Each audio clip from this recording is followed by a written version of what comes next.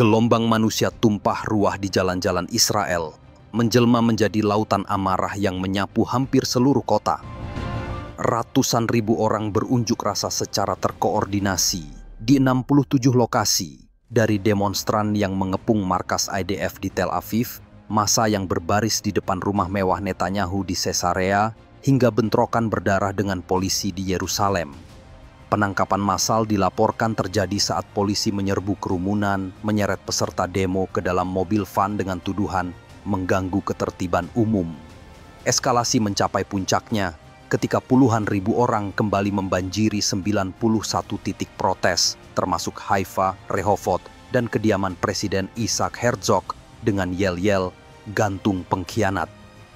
Sekelompok pemuda memblokir jalan raya Ayalon dengan membakar ban dan menduduki jalan tol yang vital itu selama berjam-jam. Para ibu mendirikan kamp tenda di dekat kibuts Sa'ad dan membentangkan spanduk raksasa bertuliskan, "Tidak ada kemenangan dengan darah anak kami". Bentrokan terparah terjadi saat massa melemparkan botol dan batu ke polisi yang merespon dengan gas air mata dan rubber bullets. 18 demonstran dilarikan ke rumah sakit dengan luka memar dan sesak napas. Aksi simulasi kematian di depan markas IDF berubah ricuh saat polisi menarik paksa peserta yang mengecat badan dengan cat merah, menyebabkan 2 jurnalis terluka dalam keributan.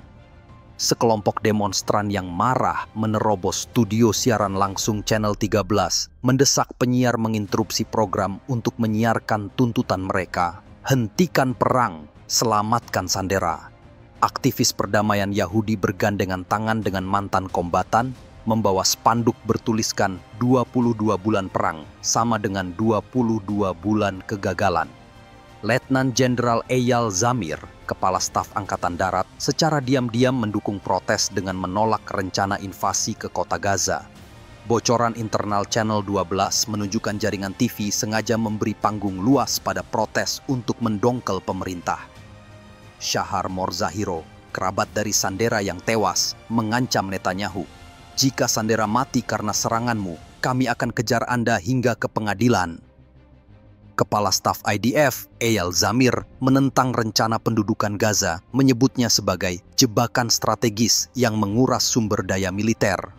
Negara-negara Eropa seperti Jerman, Inggris, dan Prancis menyatakan operasi militer ke Gaza akan memperburuk bencana kemanusiaan. Jerman memberlakukan embargo senjata, sementara Indonesia menyerahkan Note of Protest ke Dewan Keamanan PBB. Slovenia mengumumkan embargo senjata penuh terhadap Israel yang disampaikannya di hadapan negara-negara Uni Eropa.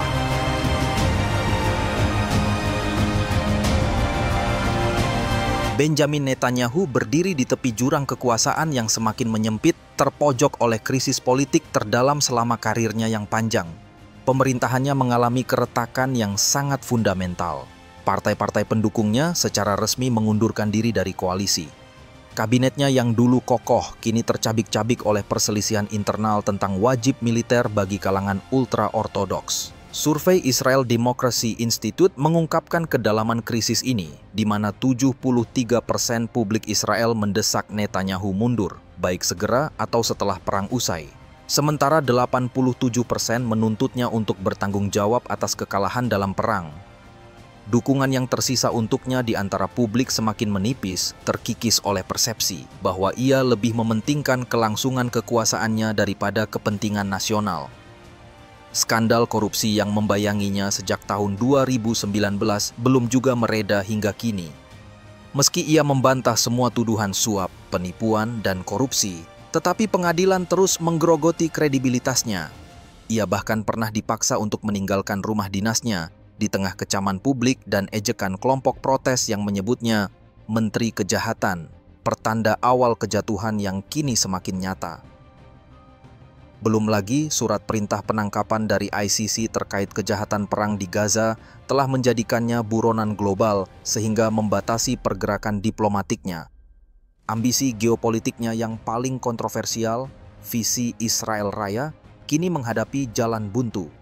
Israel sedang bergerak menuju pemilihan umum berikutnya yang penuh ketegangan. Pemilu ini yang secara resmi dijadwalkan pada bulan Oktober tahun 2026 menjadi pusat perhatian bukan hanya karena jadwalnya, tetapi karena tekanan besar untuk mempercepat pelaksanaannya. Berbagai pihak menuntut pemilu segera, didorong oleh kekecewaan publik terhadap pemerintahan Netanyahu yang dianggap gagal melindungi rakyatnya dalam menangani krisis Sandera. Surat kabar The Jerusalem Post secara terbuka menyerukan pengunduran dirinya, menyatakan Israel harus bergerak maju tanpa dipimpin olehnya. Akhir kekuasaannya mungkin akan datang bukan dengan kejayaan, tetapi dengan krisis yang ia ciptakan sendiri. Krisis koalisi, krisis kepercayaan, dan krisis kemanusiaan yang meninggalkan luka mendalam, baik bagi Israel maupun Palestina. Warisannya akan dikenang sebagai periode kelam, ekspansi permukiman, dan konflik berdarah yang meninggalkan puluhan ribu korban di Gaza. Walau bagaimanapun, opini warga Israel yang menuntut diakhirinya perang di Gaza lebih digerakkan oleh keinginan untuk membebaskan Sandera dan menyelamatkan nyawa tentara, ketimbang mengakhiri penderitaan warga Palestina. Dalam sebuah survei, seorang peneliti bertanya kepada warga Israel, sejauh mana Anda pribadi terganggu atau tidak terganggu oleh laporan kelaparan dan penderitaan di Gaza? Sekitar 79% warga Yahudi Israel menjawab, tidak terlalu terganggu atau sama sekali tidak terganggu dengan penderitaan warga Gaza. Survei Tel Aviv University membeberkan mentalitas rasis yang menggerogoti jiwa Israel, di mana 82% warga Yahudi setuju pengusiran total warga Palestina dari jalur Gaza. Warga Israel menuntut belas kasih untuk membebaskan 50 orang yang disandra Hamas, sementara tangan mereka mengotori diri dengan darah puluhan ribu korban Gaza. Mereka menjerit ketika 20 sandera Israel terancam operasi militer, tapi membisu ketika 2 juta warga Gaza dipaksa mengungsi di tenda kumuh tanpa air bersih. Mereka mengutuk Netanyahu bukan karena kejahatannya terhadap kemanusiaan, melainkan karena gagal menyelamatkan warga Israel. Ketika seorang ibu Israel di kibuts saat menangis, "Saya tidak rela putra saya mati untuk perang di Gaza." Dia lupa bahwa ibu-ibu Gaza telah kehilangan putra-putra mereka tanpa pernah punya hak memprotes di depan markas militer. Saat sandera Israel yang kurus, seperti Evyatar David, memicu kemarahan nasional, kematian rakyat Gaza akibat busung lapar hanya dicatat sebagai dampak perang. Liputan luas tentang keberanian warga Israel menentang pemerintah mengaburkan fakta bahwa tujuan utama mereka bukan menghentikan pembantaian Gaza, melainkan menyelamatkan sandera mereka sendiri. Warga Palestina hidup dalam kondisi yang jauh lebih mengerikan. Dibombardir hampir tanpa jeda, kehilangan anggota keluarga, kehilangan rumah, akses air bersih, listrik, dan pendidikan, semua dalam situasi pengepungan dan blokade yang sudah berlangsung lebih puluhan tahun. Dunia diminta menitikkan air mata untuk luka kecil di tangan penjajah, sementara tubuh korban-korban penjajahan dibenamkan dalam reruntuhan tanpa nisan, tanpa nama, tanpa keadilan. Inilah wajah kemunafikan yang dibungkus dalam narasi penderitaan sepihak, di mana tangisan yang keras lebih didengar daripada jeritan yang dibungkam.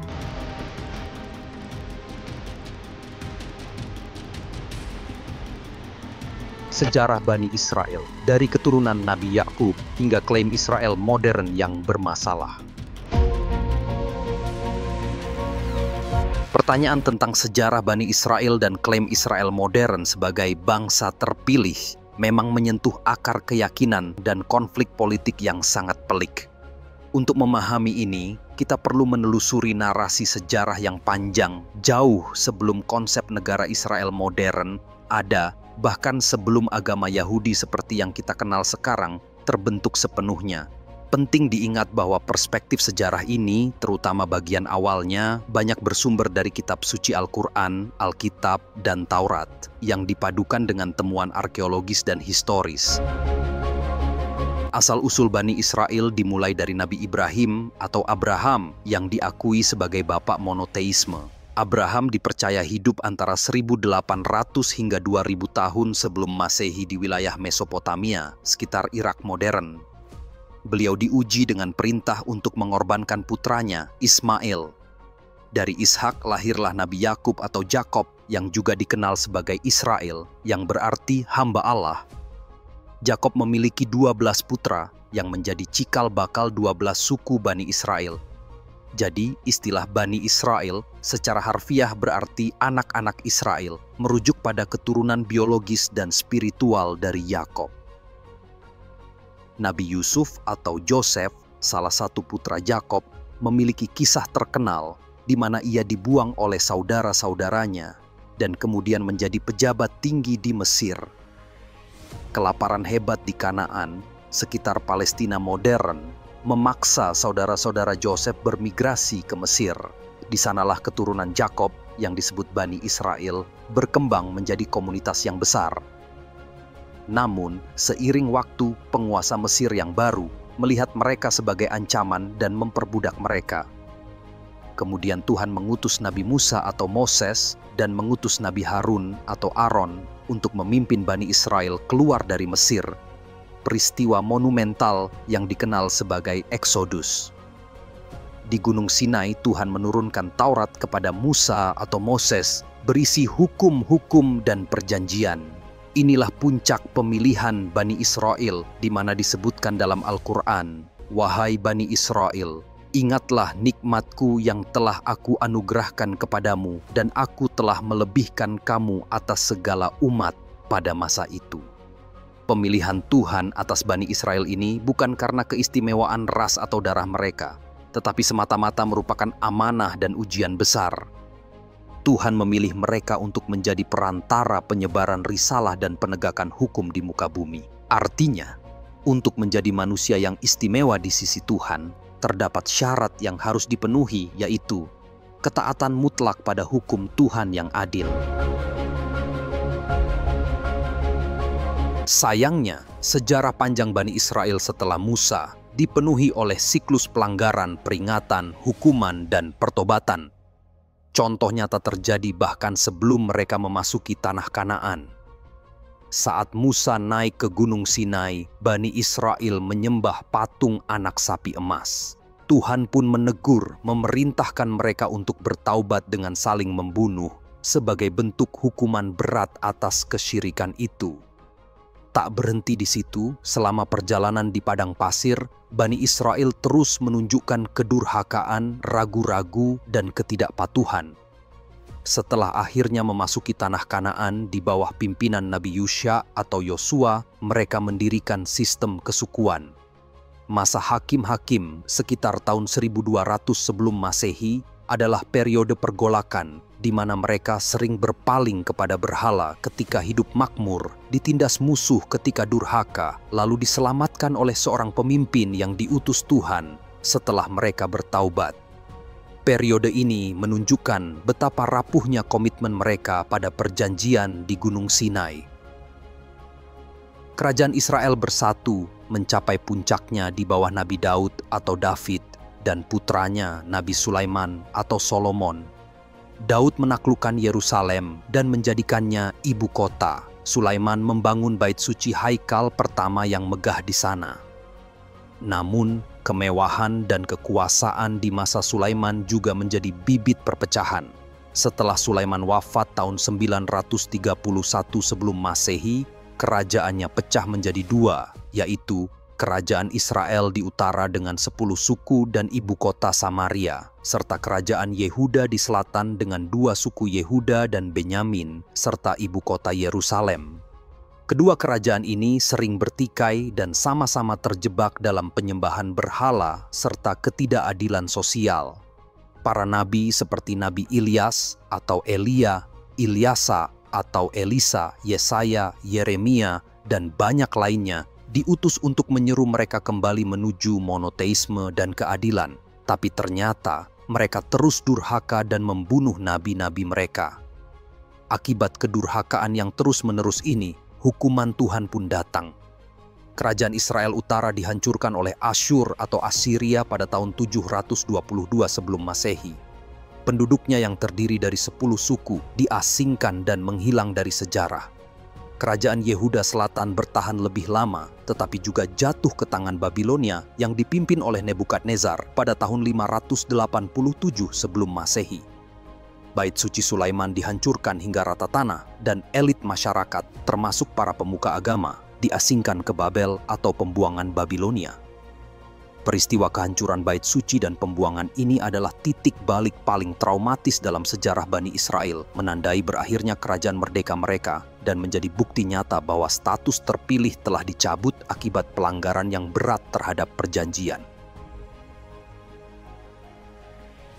50 tahun kemudian, Kekaisaran Persia di bawah Cyrus Agung menaklukkan Babilonia dan mengizinkan orang-orang Yahudi, istilah yang mulai populer untuk menyebut keturunan Yehuda, untuk pulang ke Yerusalem. Mereka membangun kembali bait suci dan selesai sekitar tahun 516 sebelum Masehi. Namun, mereka tetap menjadi wilayah taklukan Persia, lalu taklukan Alexander Agung, taklukan dinasti Yunani Seleucid, dan akhirnya taklukan Romawi pada tahun 63 sebelum Masehi. Pada masa penjajahan Romawi inilah sosok Nabi Isa Al-Masih atau Yesus lahir. Penting ditekankan di sini, Nabi Isa diutus Tuhan kepada Bani Israel mengajarkan kembali esensi monoteisme yang murni, mengoreksi penyimpangan yang telah merasuk di antara pemuka agama Yahudi saat itu, seperti kaum Farisi yang dianggap hipokrit.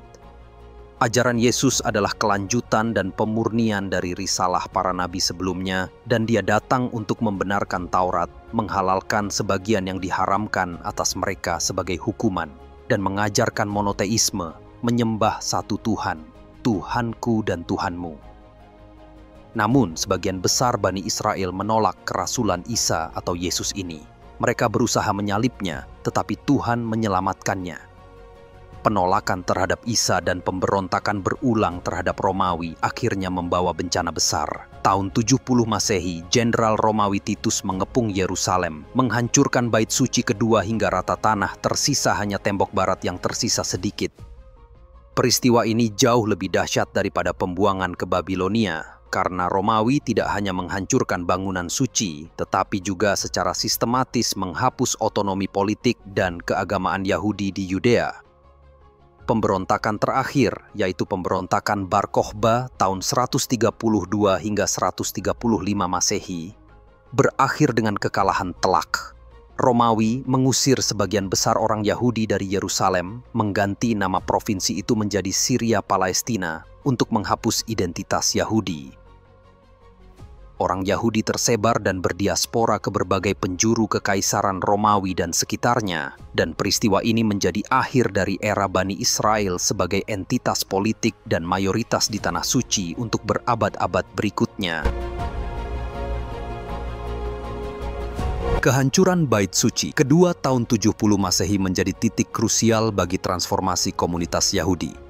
Tanpa pusat peribadatan utama, tanpa kerajaan, dan tersebar di diaspora, Yahudi berubah dari agama yang berpusat pada bait suci dan korban, menjadi agama yang berpusat pada kitab Tanakh atau Perjanjian Lama, dan penafsiran para rabi atau cendekiawan agama yang tidak berdasarkan firman Tuhan. Periode inilah yang terjadi di abad-abad pertama Masehi yang menjadi perkembangan signifikan tradisi lisan yang kemudian menjadi kitab Talmud, disertai pembentukan Yudaisme rabbinik seperti yang kita kenal sekarang.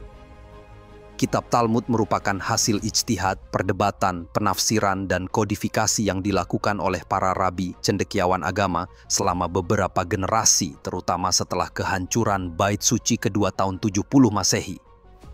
Status Talmud sebagai Taurat lisan yang diyakini diturunkan bersama Taurat yang diturunkan kepada Musa, kemudian diwariskan secara lisan hingga akhirnya dituliskan, adalah klaim teologis yang sulit diverifikasi secara historis dan moral. Di dalamnya terdapat banyak diskusi dan pendapat yang ketika dibaca dapat menimbulkan pertanyaan serius tentang kesetaraan manusia. Beberapa bagian, terutama dalam traktat-traktat tertentu, memuat pernyataan atau hukum yang tampak merendahkan, diskriminatif, atau bahkan memusuhi kelompok non-Yahudi yang sering disebut Goyim atau Akum, akronim untuk penyembah bintang dan rasi yang digunakan untuk merujuk pada penyembah berhala. Sebagai contoh, terdapat pernyataan dalam Talmud Babilonia, misalnya dalam traktat Avodah Zarah, Sanhedrin, dan Kiddushin, yang menyiratkan bahwa nyawa orang Yahudi lebih berharga daripada nyawa non-Yahudi, atau bahwa non-Yahudi secara inheren memiliki kecenderungan moral yang lebih rendah. Hal ini menjadi sangat krusial dalam konteks politik Israel-Palestina. di mana narasi keagamaan tentang bangsa terpilih dan tanah perjanjian yang sering didasarkan pada penafsiran literal kitab suci termasuk Talmud digunakan untuk membenarkan pendudukan, perampasan tanah, dan perlakuan tidak adil terhadap warga Palestina non-Yahudi. Terdapat juga aturan hukum yang membedakan perlakuan terhadap orang Yahudi dan non-Yahudi dalam hal kesaksian di pengadilan, urusan bisnis, atau kewajiban untuk menolong. Larangan keras riba sesama Yahudi misalnya tidak berlaku sama ketatnya dalam transaksi dengan non-Yahudi dalam beberapa interpretasi hukum klasik.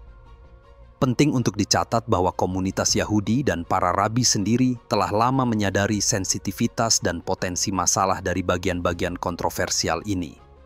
Selama berabad-abad, telah terjadi upaya penafsiran ulang, kontekstualisasi, atau bahkan pengabaian praktis terhadap beberapa hukum dan pernyataan yang dianggap tidak sesuai lagi. Banyak rabi modern, terutama dari aliran reformasi, konservatif, dan bahkan sebagian ortodoks liberal, menekankan bahwa bagian-bagian tersebut harus dipahami dalam konteks historisnya yang spesifik, yakni masa-masa penindasan Romawi, pertentangan dengan agama-agama pagan yang keras, dan pengalaman diaspora yang penuh penganiayaan, di mana komunitas Yahudi yang minoritas dan rentan berusaha mempertahankan identitas dan kelangsungan hidup mereka dengan sangat ketat. Beberapa otoritas Yahudi kontemporer secara eksplisit menyatakan bahwa hukum-hukum yang membedakan non-Yahudi itu tidak berlaku lagi, atau bahwa istilah akum tidak merujuk pada umat beragama monoteistik seperti Muslim atau Kristen, atau bahkan pada non-Yahudi secara umum di zaman modern. Agama Yahudi modern dengan struktur sinagoge, kepemimpinan rabi, dan penekanan pada hukum-hukum Talmud berkembang pesat setelah kehancuran Bait Suci dan setelah penolakan mereka terhadap Nabi Isa serta Nabi Muhammad. Jadi klaim bahwa agama Yahudi adalah agama asli para nabi Bani Israel seperti Abraham, Moses, David, dan Solomon adalah klaim yang bermasalah. Para nabi tersebut adalah para penganut monoteisme murni yang tunduk pada kehendak Tuhan. Di sisi lain, agama Yahudi, seperti yang terlembagakan setelah abad pertama Masehi, adalah perkembangan teologis dan legalistik yang terjadi setelah periode kenabian utama Bani Israel berakhir, dan setelah mereka menolak nabi-nabi terakhir yang diutus kepada mereka. Selama berabad-abad diaspora, konsep tanah yang dijanjikan tetap menjadi bagian sentral dalam doa dan harapan eskatologis. Mereka berharap Mesias akan datang untuk mengembalikan mereka ke Sion, Yerusalem, dan membangun Bait Suci ketiga. Namun, konsep ini bersifat religius dan futuristik, bukan politis dalam pengertian modern. Mereka menunggu intervensi ilahi, bukan gerakan politik manusia. Baru pada akhir abad ke-19, sebagai respons terhadap antisemitisme yang semakin parah di Eropa, muncul gerakan politik sekuler bernama Zionisme. Dipelopori oleh Theodor Herzl, Zionisme bertujuan mendirikan negara bagi orang Yahudi di Palestina, yang saat itu merupakan bagian dari Kesultanan Ottoman. Zionisme adalah gerakan nasionalis sekuler yang menggunakan narasi religius, tanah yang dijanjikan, dan bangsa terpilih sebagai pembenaran politik untuk penjajahan. Inilah akar dari klaim Israel modern.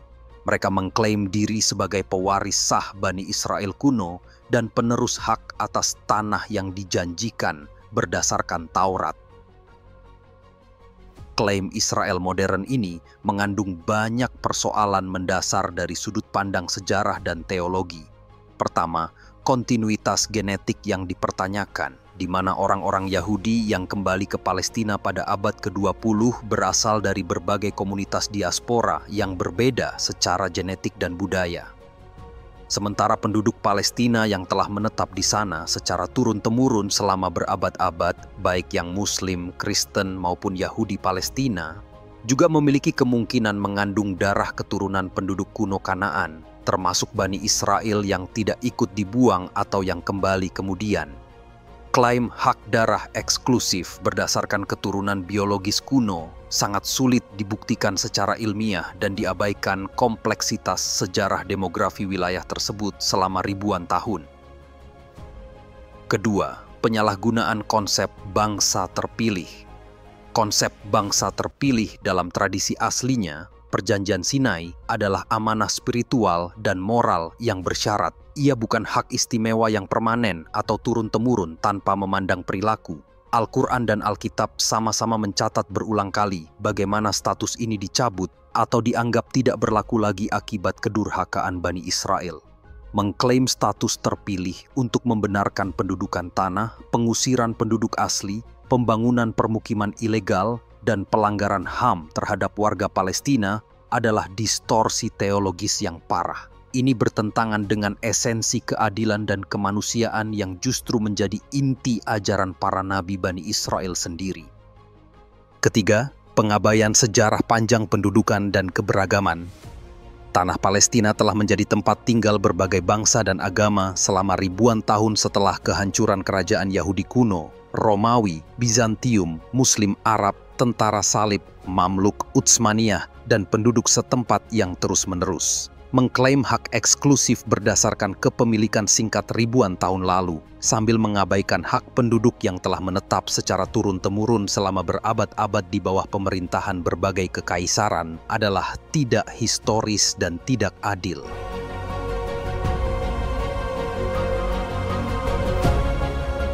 Rahasia kelam di balik dukungan Amerika untuk Israel. Hubungan Amerika Serikat dan Israel sering digambarkan sebagai aliansi terkuat dan paling konsisten. Dukungan ini terlihat jelas dalam berbagai bentuk: bantuan miliaran dolar setiap tahun, perlindungan diplomatik di forum internasional seperti PBB melalui hak veto, kerjasama intelijen yang mendalam, dan penjualan senjata canggih. Bahkan, ketika Israel melakukan operasi militer di Gaza atau tepi barat yang menimbulkan korban sipil Palestina yang signifikan, dukungan Amerika umumnya tetap kokoh. Banyak yang bertanya-tanya, mengapa ini terjadi? Apakah hanya karena lobi Yahudi yang kuat? Atau ada alasan lain yang lebih mendasar? Dan bagaimana dengan aspek moral menyaksikan penderitaan warga Palestina? Untuk menjawab pertanyaan-pertanyaan ini, kita harus melihat hubungan keduanya yang dibangun di atas fondasi sejarah, kepentingan, dan tentu saja politik. Secara historis, akar hubungan Amerika dan Israel bisa ditelusuri jauh sebelum berdirinya negara Israel pada tahun 1948. Gagasan tentang tanah air bagi orang Yahudi mendapatkan simpati dari beberapa kalangan di Amerika, termasuk kalangan Kristen Protestan yang membaca kitab suci secara literal, yang disebut Christian Zionists, yang percaya kembalinya orang Yahudi ke tanah suci adalah bagian dari rencana Tuhan. Presiden Harry Truman, meskipun menghadapi tentangan dari dalam negeri, menjadi pemimpin dunia pertama yang mengakui kemerdekaan Israel secara de facto pada tahun 1948. Keputusannya dipengaruhi oleh tekanan dari kelompok-kelompok Yahudi Amerika, pertimbangan moral setelah peristiwa Holocaust, dan juga perhitungan politik menjelang pemilu. Perang Dingin kemudian menjadi faktor utama yang mengubah simpati menjadi aliansi.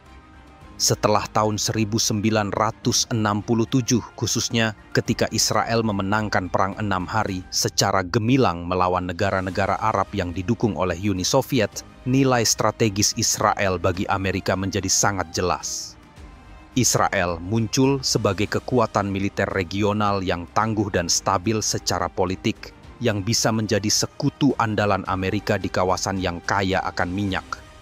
Israel menjadi anjing penjaga bagi kepentingan Amerika, menjadi benteng yang bisa menghadapi pengaruh Soviet dan nasionalisme Arab yang dianggap mengancam akses Amerika ke sumber daya minyak. Selain itu, komunitas Yahudi Amerika, meskipun hanya sekitar 2% dari populasi Amerika Serikat, aktif secara politik dan memiliki tingkat partisipasi pemilih yang amat tinggi. Mereka juga cenderung berkonsentrasi di negara bagian yang sangat berpengaruh dalam pemilu, seperti New York, California, Pennsylvania, dan Florida. Kelompok lobi yang mewakili kepentingan pro-Israel, terutama AIPAC, American Israel Public Affairs Committee, telah lama dianggap sebagai salah satu kelompok lobi paling efektif di Washington, D.C. AIPAC dan kelompok sejenisnya bekerja tanpa lelah untuk membangun hubungan dengan anggota Kongres dari kedua partai, mendidik mereka tentang isu-isu terkait Israel, mendorong kebijakan yang mendukung Israel, dan mengerahkan konstituen untuk mempengaruhi perwakilan mereka. Mereka juga terlibat dalam penggalangan dana politik untuk kandidat yang mendukung posisi mereka. Kekuatan AIPAC terletak pada kemampuannya untuk memobilisasi dukungan di tingkat akar rumput dan menyalurkannya ke Capitol Hill secara terkoordinasi. Penting dicatat bahwa tidak semua orang Yahudi Amerika mendukung setiap kebijakan pemerintah Israel.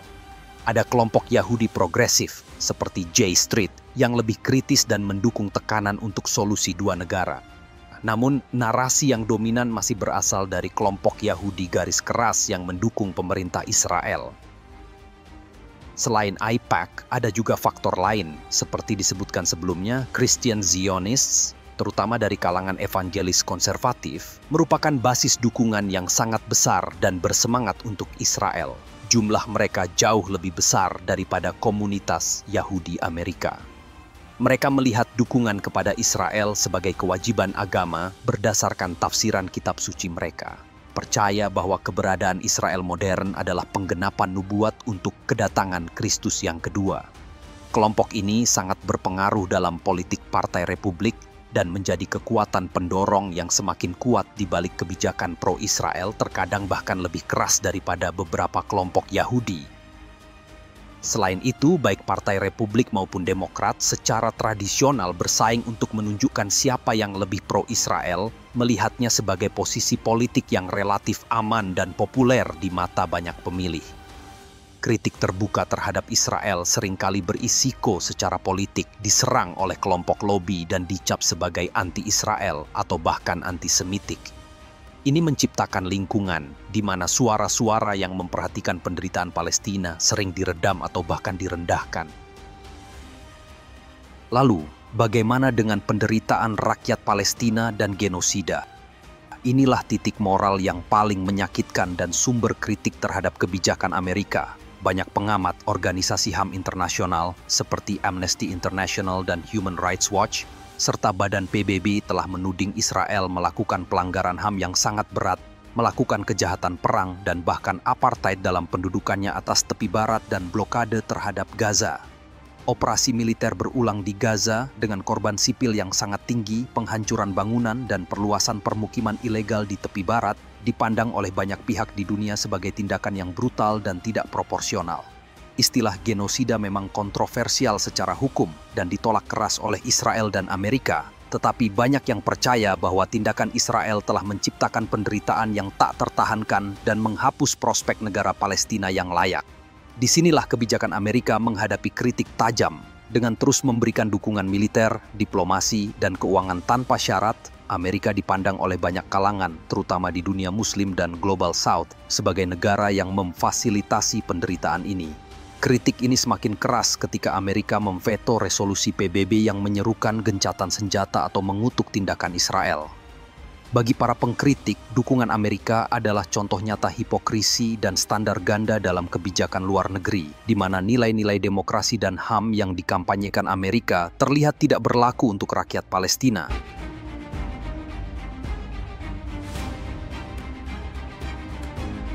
Kejutan dari Gaza, Hamas pakai strategi cerdas, Israel terpukul. Di tengah reruntuhan Gaza yang menjadi saksi bisu kebengisan militer Israel, Agustus 2025 menjadi saksi bagaimana Hamas, kelompok yang secara militer kalah jumlah dan persenjataan ini, berhasil memaksa Israel, negara dengan militer termaju di Timur Tengah dengan dukungan Amerika, menjerit kelimpahan bukan hanya oleh serangan fisik, tapi bahkan oleh krisis politik di dalam negeri. Hamas mengubah kelemahan menjadi senjata, penderitaan menjadi diplomasi, dan keputusasaan menjadi kekuatan.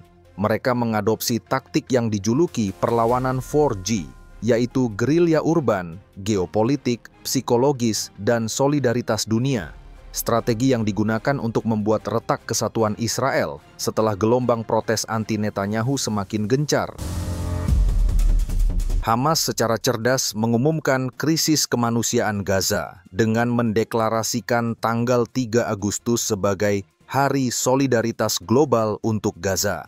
Seruan ini telah memobilisasi jutaan demonstran di 92 negara di dunia untuk mengepung kedutaan Israel dan pusat kekuatan pendukungnya, yang kemudian memaksa isu Palestina masuk kembali dalam agenda politik dunia, mendorong negara-negara seperti Jerman untuk menghentikan ekspor senjata ke Israel dan memicu campur tangan Dewan Keamanan PBB. Selain itu, Hamas juga merancang strategi yang menargetkan kejiwaan masyarakat Israel. Setiap video Sandera yang dirilis lalu diserbakan menampilkan Sandera yang kurus kerontang karena tidak makan berhari-hari. Beginilah rasanya lapar, takut, dan tak berdaya. Hamas seolah ingin memberi pelajaran kepada warga Israel tentang seperti apa penderitaan yang selama ini mereka timpakan ke Gaza. Tapi ironi paling pahitnya, Yahudi Israel yang hidup di balik tembok-tembok kokoh dengan listrik, air, dan tentara elit mungkin takkan pernah benar-benar bisa diajari apa artinya kehilangan segalanya. Di medan tempur, Hamas dalam keadaan terkepung masih membuktikan adaptabilitas yang luar biasa. Serangan mereka di Beit Hanun adalah bukti nyata. Hanya dengan 3 bom pinggir jalan yang diledakkan berurutan, Hamas menewaskan 5 tentara elit Israel dari Batalion Netzah Yehuda Brigade Kafir dan melukai 14 lainnya. Bom-bom itu dipasang cerdas dalam 24 jam sebelumnya, menargetkan pasukan infanteri yang berjalan kaki, bukan dalam kendaraan lapis baja. Ledakan pertama menarik korban, ledakan kedua menghantam pasukan yang berusaha menolong, dan ledakan ketiga disusul tembakan dari anggota Hamas yang bersembunyi. Bahkan efisiensi waktunya terjadi dalam hitungan detik. IDF mengaku telah membombardir area itu sebelumnya, tapi Hamas tetap mampu menyusup dan menanam bahan peledak daur ulang dari bom Israel yang gagal meledak.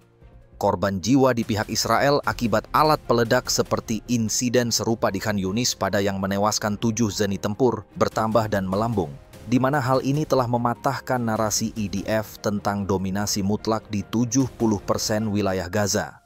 Setiap tank Israel yang masuk ke reruntuhan gedung adalah target gerilya. Setiap pos pemeriksaan adalah sasaran bom rakitan. Mantan pejabat Pentagon Alex Plitzas memperingatkan, lingkungan urban yang hancur adalah inkubator sempurna untuk insurgensi jangka panjang, sesuatu yang dialami Amerika dalam perang di Afghanistan. Netanyahu di sisi lain terjebak dalam kontradiksi kebijakannya sendiri. Di depan media internasional, ia membela rencana pendudukan penuh atas Gaza City sebagai jalan tercepat mengakhiri perang. Klaim yang langsung dibantah PBB sebagai pemicu bencana baru dengan potensi kelaparan masif dan pelanggaran HAM yang lebih dalam. Bahkan Donald Trump, sekutu terdekatnya, menyebut ada kelaparan nyata di Gaza, membuat Netanyahu terlihat tak hanya kejam, tapi juga pembohong. Rencana pendudukan Gaza City yang dipaksakannya pada Agustus 2025 menuai kecaman global dari Inggris, Rusia, Cina, Prancis, hingga Liga Arab. Kombinasi tekanan militer, politik, dan moral ini memicu perpecahan dahsyat di tubuh Israel. Publik Israel yang semula bersatu kini terbelah antara dukungan buta pada Netanyahu dan gerakan protes masif. Keluarga Sandera, kelompok yang paling vokal, menuntut diutamakannya nyawa tawanan di atas ambisi militer. Mereka memobilisasi dukungan di jalanan Tel Aviv, bahkan menyambut diplomat Amerika Steve Witkoff yang berkunjung untuk membahas krisis kemanusiaan dengan yel-yel memohon penyelamatan Sandera. Di akar rumput, kemarahan memuncak. Puluhan ribu demonstran di Sydney dan London turun ke jalan mengecam kebrutalan di Gaza. Sementara di Israel sendiri, polisi menahan 466 orang dalam satu hari saat protes meluas. Militer, meski masih patuh, mulai menunjukkan kelelahan. 449 tentara tewas dalam operasi Gaza per Agustus 2025. Hamas yang secara fisik terdesak justru memenangkan perang persepsi. Mereka menggunakan penderitaan warga Gaza dengan lebih dari 60.000 tewas menurut data Kementerian Kesehatan Gaza sebagai senjata moral untuk mempermalukan Israel di mata dunia. Setiap gambar kelaparan, setiap reruntuhan rumah sakit, setiap konvoi bantuan yang dihancurkan menjadi bukti kekejaman Israel yang disebarluaskan melalui media sosial dan jaringan diplomatik simpatisan. Meski kalah tembak, mereka menang dalam membangun narasi. Israel bukan korban yang membela diri, melainkan agresor yang menghancurkan harapan perdamaian. Teknik ini memaksa sekutu Israel seperti Amerika berada dalam posisi defensif. Di PBB, Duta Besar Amerika Dorothy Shea bahkan harus membela Israel dari tuduhan genosida dengan argumen yang terdengar putus asa. Perang ini bisa berakhir hari ini jika Hamas melepas sandera. Di tengah semua ini, Hamas tetap realistis. Mereka tahu tak bisa mengalahkan Israel secara konvensional, tapi mereka juga tahu Israel bisa dikalahkan melalui kelelahan politik, tekanan internasional, dan perpecahan domestik. Mereka memainkan kesabaran sebagai senjata, menunggu Netanyahu yang kepemimpinannya sudah goyah oleh skor korupsi dan kegagalan intelijen 7 Oktober, terjatuh oleh amarah rakyatnya sendiri. Setiap tentara Israel yang tewas di Beit Hanoun, setiap video sandera yang menyayat hati, setiap resolusi PBB yang mengutuk adalah pukulan bagi kredibilitas Netanyahu. Hamas mungkin belum menang perang, tapi mereka telah sukses membuat Israel kalah dalam dirinya sendiri, terpecah, terisolasi, dan mulai mempertanyakan pemimpin yang membawa mereka ke jurang tanpa perdamaian.